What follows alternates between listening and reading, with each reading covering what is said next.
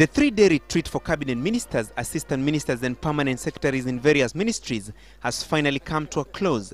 The thorny issue of collective responsibility dominated the retreat's agenda as the President and the Prime Minister read the Riot Act on ministers who have been contradicting the government's position on various issues despite being party to the decision-making process during cabinet meetings. And assistant ministers shall... A joint communique read by Public Service Minister Dalmas Otieno indicated that there was consensus that all ministers must at all times speak in one voice on government issues.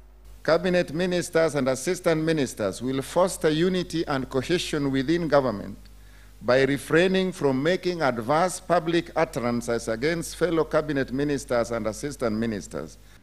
We must always speak in one voice. Trust and respect for each other, avoiding making utterances against each other and conducting themselves in a respectable manner were some of the issues that the ministers and assistant ministers agreed to implement immediately. On the new constitution, the head of state reiterated that all ministers and assistant ministers must lead from the front by taking a common position on the contentious issues so as to give Kenyans a new constitution. We are fully committed to the delivery of a new constitution and development programs. The Grand Coalition management team that has been holding separate meetings at the sidelines of the Serena retreat briefed the two principals that a lot of ground has been covered in finding consensus on the issues that are still contentious.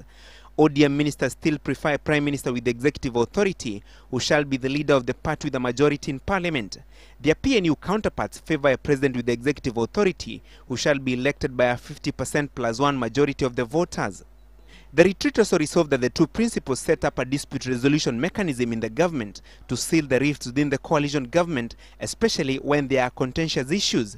Regular meetings of the coalition parliamentary group and those of the entire Grand Coalition management team were also proposed as a way of strengthening the bond between the coalition partners.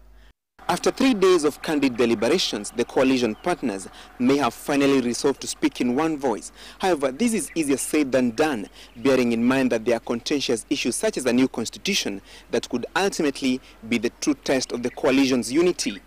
Francis Gashuri, Citizen TV,